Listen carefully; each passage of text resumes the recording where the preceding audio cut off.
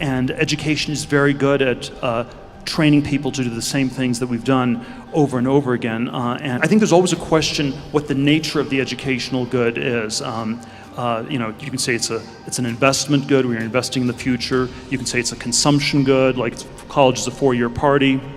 I think most of the parents and students think of it actually as an insurance policy, where you're buying this really ever more expensive insurance so that the students don't fall through the really big cracks in our society, and we should be asking some big questions why the insurance costs are going up and up like that.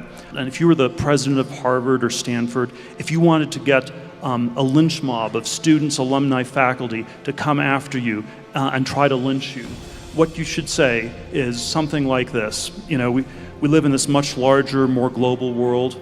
We offer a great education to everybody, and so we're going to double or triple our enrollment over the next 15 to 20 years. And people they'd all be furious, because the value of the degrees comes from this massive exclusion, and what you're really running is something like a Studio 54 nightclub. I hated school. I really hated school. I hated school, generally, right? Because it was this instruction following thing. Now, I bet you it's probably also because I wasn't good at it.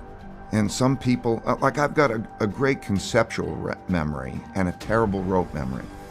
So if I have a story, I could tell you year by year kind of what happened within a story, within a context.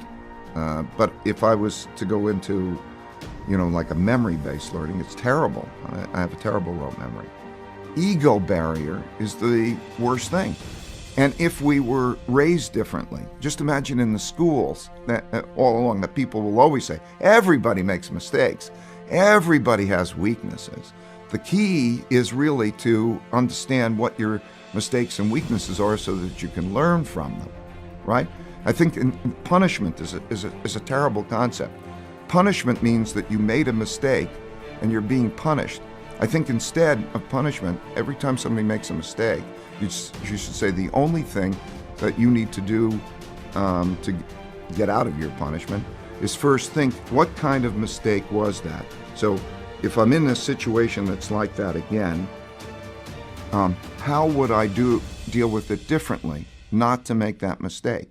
So that learning should come from the mistake, not punishment, because you're teaching people not to make mistakes. Where's where the learning comes from, not the appreciation that if you keep doing this over and over again, you're going to keep encountering the same outcomes. It's an extremely corrupt system we have at this point. We have an education bubble. In the US, we have $1 trillion of student debt. To a first approximation, this has gone to pay for $1 trillion worth of lies about the value of the education people have received.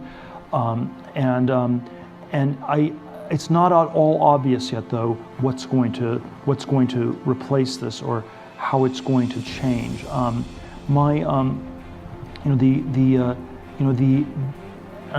somewhat skeptical that it will be replaced by any sort of single unitary system. I have this fellowship for young people to start companies, and it's not. My claim is not that everybody should do this. I don't think everyone should become an entrepreneur. And I think there is no one size fits all. So I think the future will be much more heterogeneous, much more diverse in terms of what people do.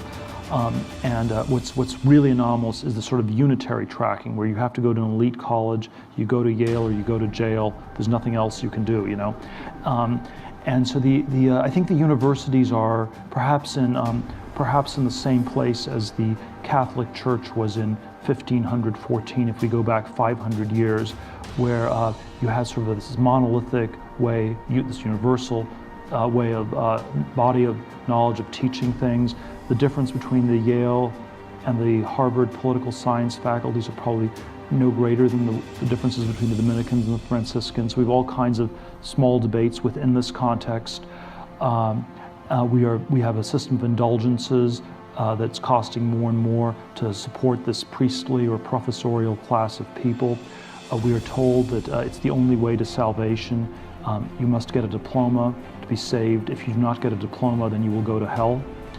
I think the message that I have that's like the 16th century reformers. That's a somewhat troubling message, is that you have to work out your salvation on your own. You have to save yourself, and that's I believe that is the truth, but it's a somewhat uncomfortable one.